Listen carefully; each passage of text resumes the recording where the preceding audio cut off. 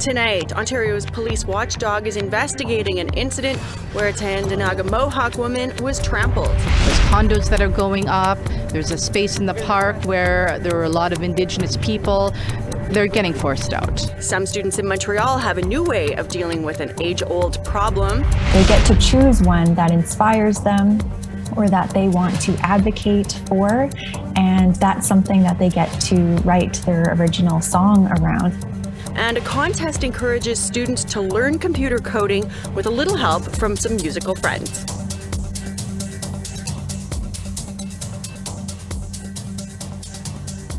Good evening, welcome to APTN National News. I'm Melissa Ridgen. Ontario's police watchdog unit is investigating an incident where a woman from Tyendinaga Mohawk territory was trampled by a horse at the Ottawa protest. This is what we're doing it for. So we all can have peace, love, and happiness. Peace, love, happiness. Right after that, the 49-year-old woman who uses a walker was run over by Toronto Police Service's horses that rolled through the crowd. Onlookers were heard yelling at police to stop. Stand down! Oh my gosh! Oh my goodness! Oh my goodness! Look what you did! Look what you did to her! Look what you did to her! Look what you did to her! You trampled on the lady who is inaccessible! The video was posted to YouTube and watched 34,000 times. The woman has been interviewed by the Special Investigations Unit. They say she sustained serious injuries. Her family in social media posts said that includes a broken collarbone. But she does not want to speak to media right now, according to her family. APTN isn't naming her. The federal government has revoked the Emergencies Act. Prime Minister Justin Trudeau made the announcement in Ottawa late this afternoon. The Liberal government invoked the act last week in response to illegal blockades at the American borders in Windsor, Ontario, and Coutts, Alberta, and the 3-week occupation of Ottawa's downtown core by these freedom protesters. In line with the feds, Ontario Premier Doug Ford also terminated a state of emergency Wednesday afternoon. Meanwhile, Trudeau explained that the act is no longer necessary. But the acute emergency that gave rise to the invocation of the Emergencies Act 10 days ago, that there were occupations so solidly implanted that the police didn't have the kind of resources or tools available to dislodge them, that emergency is now over. RCMP are still investigating last week's coastal GasLink drill site attack. Police have released 3 short videos hoping to identify who was involved. In a statement, Wet'suwet'en Hereditary Chiefs said they don't support violence on the territory. APTN's Lee Wilson has more. I mean, one word is terrifying. Like, it was terrifying. That's Trevor, a coastal GasLink security worker, with what he saw on February 17th. CGL isn't saying who he is out of concerns for his safety. According to the company, 20 individuals attacked their drill site near the Maurice River, causing millions of dollars in damage. You know, having somebody come at your window and they're trying to smash right here, right by my head with an axe. You know, it's pretty terrifying. Yeah. Some of the images shared by CGL show the words "land back, CGL evict" spray painted on a damaged trailer. A company statement detailed the attack. Approximately 9 members of the Coastal GasLink night shift workforce were victims of the attack. The attack began just after midnight, and our workers fled for their safety. Heavy equipment on site was commandeered and utilized to cause significant damage to other heavy equipment and trailers. A similar tactic has been used at previous blockades. They added that a school bus was used to block police response. In a press release this weekend, Wet'suwet'en Hereditary Chiefs said they don't have enough information to comment on the situation, but they are against violence in their territory. We don't support violence and see conflicts escalating across the Yinta and throughout Turtle Island. We ask you to keep your ceremonies, songs, drumming, and continue as the matter is being investigated, seeking the safety of all. The drill site has been at the heart of the ongoing conflict with the Wet'suwet'en Hereditary Chiefs opposed to the Coastal GasLink pipeline operations in their territory. The company says they have 20 signed agreements with elected bands along the route. and the 670-kilometer natural gas pipeline is 60% finished. The RCMP are still trying to figure out who the attackers are. Yesterday, they shared videos of the incident. They are now controlling access to the area. Our investigation remains ongoing, with the site awaiting for environmental analysis to be conducted from the damaged heavy machinery. Access to the area remains controlled at this time to ensure the safety of analysts and investigators and to preserve evidence at the scene. The RCMP say the attackers were all dressed the same, swung axes at vehicles, and fired off a suspected flare gun. No CGL workers were physically harmed. RCMP are asking for anyone with information to contact the Houston detachment. This morning, the Gidimt'en Access Point sent out a tweet saying they're being denied access up the Maurice Forest Service Road, that their rights have never been extinguished and their land has never been ceded. Gidimt'en Access Point is a Wet'suwet'en land reoccupation site near the 44-kilometer mark on the Forestry Road near Houston. Lee Wilson, APTN National News, Kitimat. We want to hear what you think about that coastal GasLink incident. Here's how you can share your thoughts. Send your emails to news@aptn.ca. You can leave a comment on aptnnews.ca. You can find us on Facebook, Twitter, Instagram, YouTube, and TikTok. Follow APTN News, join the conversation, and see all of our latest stories. And in Saskatchewan, Ocean Man First Nation has signed a deal with the federal government meant to right a historic wrong. Ocean Man First Nation signed on to Treaty 4 back in 1875. They occupied the land until 1901. That's when Canada wrongfully amalgamated the First Nation with Pheasant Rump and White Bear First Nations, and the federal government stopped recognizing them as separate nations. Ocean Man Chief Connie Big Eagle says today's signing officially recognizes that their nation has existed since 1875. It's very meaningful to Ocean Man because it's recognition that we never ceased to exist, that we were always treaty band with Treaty 4 territory, and it's a renewal of our treaty relationship with Canada. Well, the wait is on to see whether the Quebec Superior Court will give a go-ahead for a proposed class action lawsuit alleging the federal and provincial governments have discriminated against and chronically underfunded Inuit children in the child welfare system. The statement of claim was filed by a trio of law firms earlier this week. Lindsay Richardson joins us to discuss. Lindsay, thanks so much for joining us. How many people are affected here and how far does this case reach? Well, Melissa, this is technically a Quebec-specific application for class action affecting the Inuit living here in Quebec, but it could have far-reaching consequences, and that's because the statement of claim goes all the way back to 1975 for the signing of the James Bay and Northern Quebec Agreement, wherein it was decided that the provincial government and the federal government would share responsibilities when it came to financing child welfare services in the North.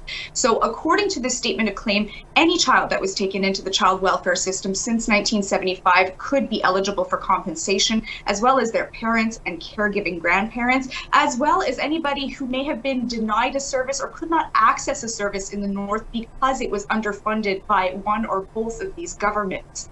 So it is difficult to get updated statistics on how many Inuit children are in care today in 2022. But if we take it back to 2018, during testimony for the Viens Commission here in Quebec, the Director of Youth Protection overseeing the Nunavik region estimated that about 1 in 3 Inuit children had come into contact with child welfare services. So we're not just talking about hundreds of potential claimants here. There could be thousands of people impacted by this class action if it is approved. It's, huge to think of the scope of this going back that far. Obviously, a lot of people could be affected. This always takes 1 or 2 to initiate the process. What do we know about the plaintiffs in this case? So there are 2 applicants who are listed on the statement of claim, both women, both from Nunavik. Lucy Tukuluk is one. She now lives in Imuyak. She was apprehended at birth and then later placed with a foster family where she alleges she was subjected to extensive physical and sexual abuse.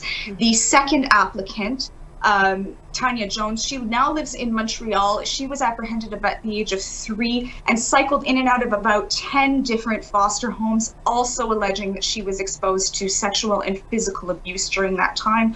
Both women today in 2022 are still living with the repercussions of these experiences, and they say they're speaking out now on behalf of anybody else that's experienced something similar, and also to prevent these situations from continuing on from this, interrupting this cycle of intergenerational trauma that could continue playing out if the proper changes aren't made.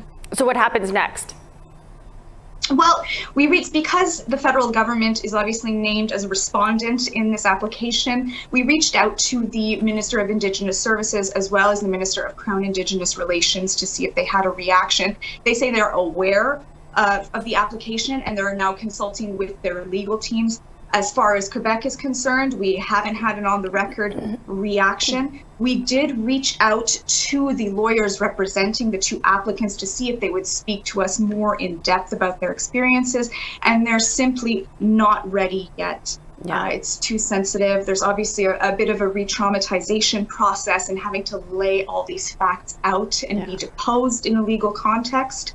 So it's a waiting game now. More stories will obviously come to light as this process plays out. And while there is not a set date for the Superior Court to either approve or turn down this class action application, we can say safely that the window will be about 60 days from the filing date, which was Tuesday of this week. Perfect. Well, we will be checking back in with you as this progresses. Thanks, Lindsay.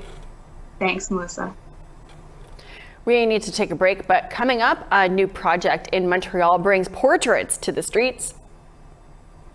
Even for the people who live here, like where are the Mohawks? Where are the original inhabitants? Well, we're right there. And with this exhibition, it gives the opportunity to give it a face.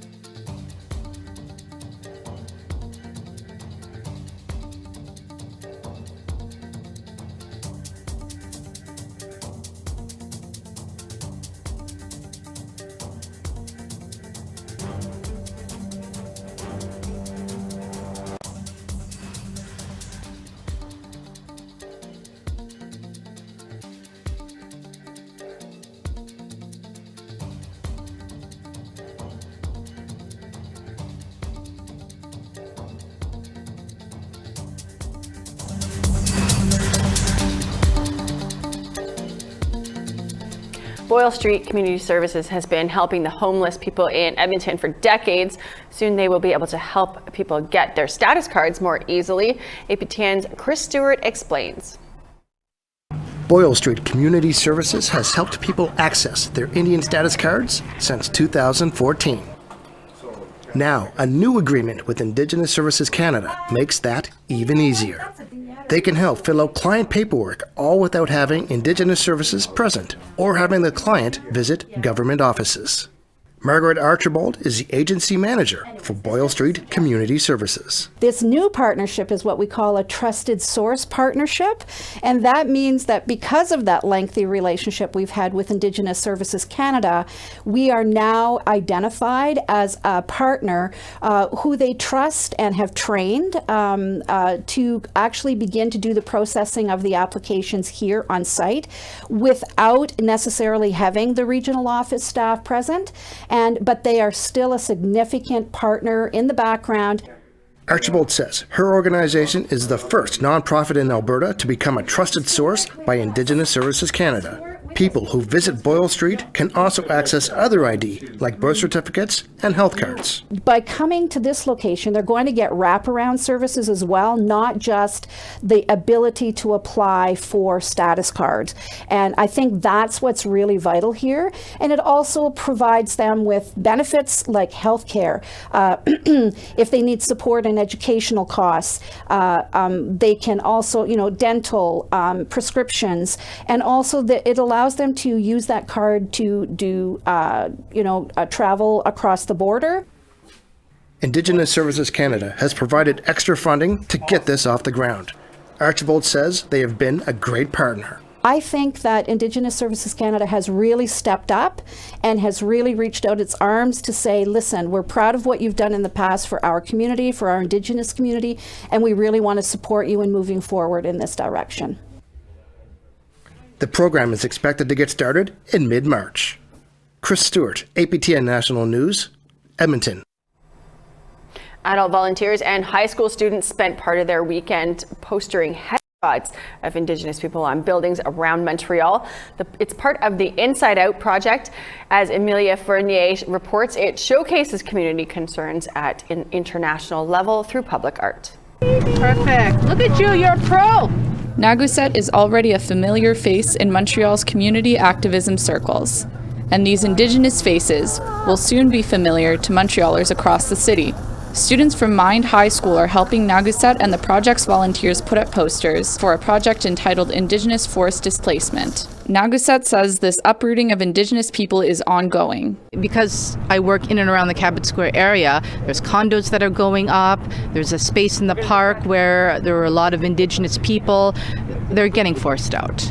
And it's a real shame, right? And where are they going to go? But she also says the posters show Indigenous perseverance. We all know how many Indigenous people used to make up Canada and what the percentage is now. But I also wanted to have a project where it shows that we are thriving, that we're still here. Autumn Godwin is a volunteer with the project and a member of the Montreal Lake Cree Nation. She's making sure her daughter Clara learns about her heritage. Autumn says her daughter was happy to be on one of the posters. She's super excited, she sees all the work that I'm doing and she sees how passionate I am about everything. So I think she really gets into it, and she's, it's something that we didn't have growing up. So I think for her, I get to see it through her eyes too, so it's pretty cool. The photos were taken by 3 Indigenous photographers, Craig Commanda of the Algonquin Nation, Vicky McDonald, who is Ojibwe, and Martin Loft, a Mohawk of Ganawage. Loft photographed mostly Ganawage residents. I especially like photographing the elders, because when you see them and you hear their voice, and if you've known them for a while, it's kind of like it's like home. Martin Loft says while Ganawage is an established, prosperous Indigenous community, Montrealers can forget that the Mohawk community is so nearby. In a sense, we never left, and you wouldn't think that if you just got off the plane and came into downtown Montreal, or even for the people who live here, where are the Mohawks? Where are the original inhabitants? Well, we're right there. And with this exhibition, it gives the opportunity to give it a face. Despite the painful stories Indigenous displacement brings up, Naguset says the project was a positive experience. Every photographer whose picture is here is thrilled to have it. The models are happy to be here. The people that are pasting are happy to be part of it. So, it's like you're the part of the problem or part of the solution, and this is part of the solution. Emilia Fournier, APTN National News, Montreal. Well, one more quick break, and when we come back, highlights from In Focus, where we talk to homegrown beaters from here who are heading to Paris Fashion Week, and an Ojibwe interior designer whose designs have been picked up by Urban Barn, that homeswear giant. And we'll also have this story. A new competition brings young voices to computer coding. While students are engaging through this program and learning how to code, they're also learning about some of the injustices that Indigenous communities have faced here in Canada.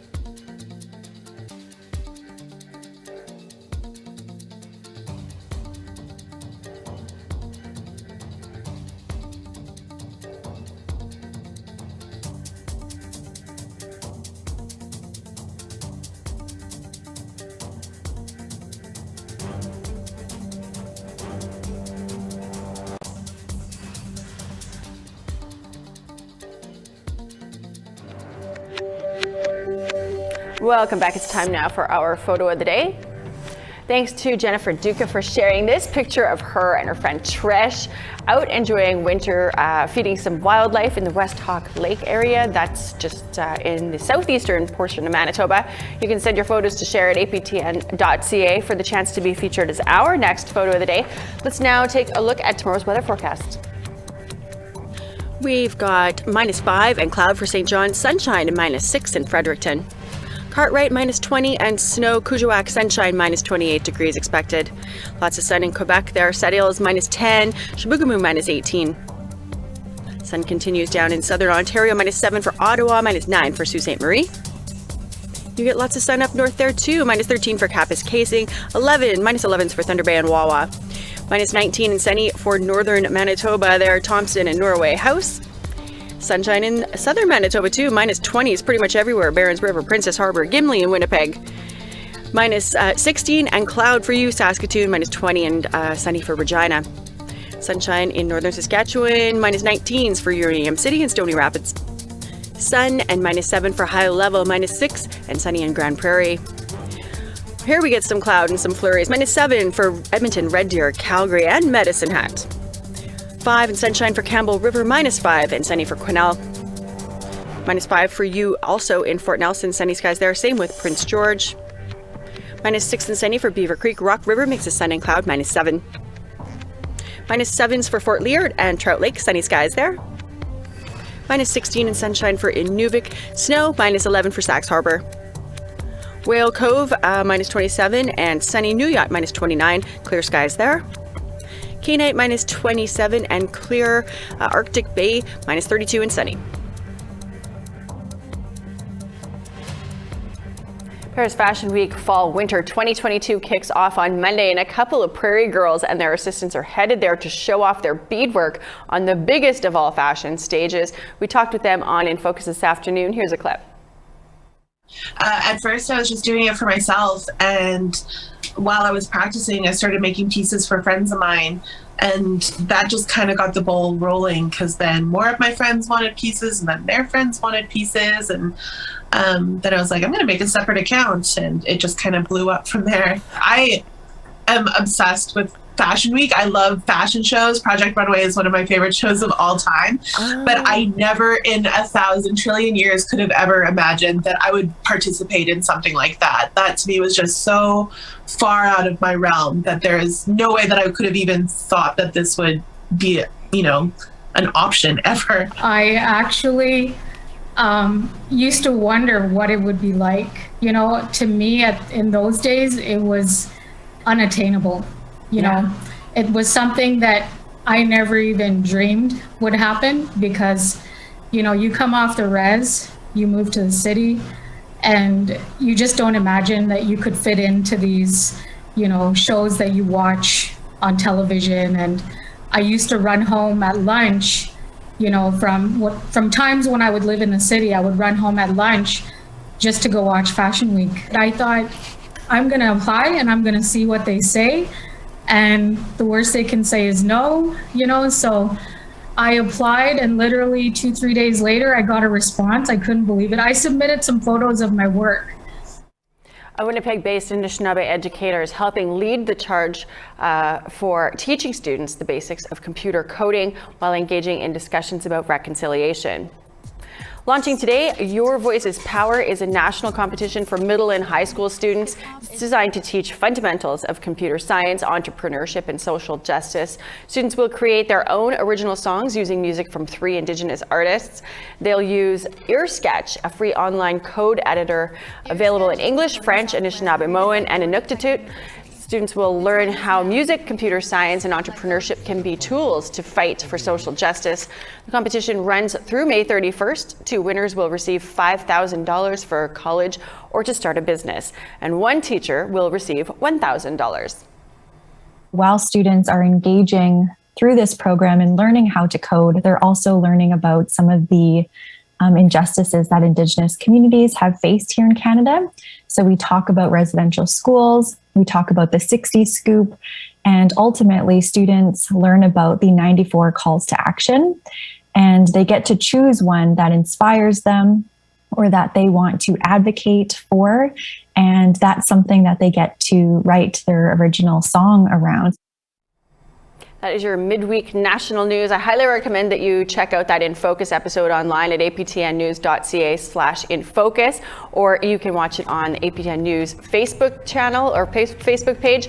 Also featured in that show is an Ojibwe interior designer who's launched a line with Urban Barn. The housewares giant, Destiny Seymour is her name.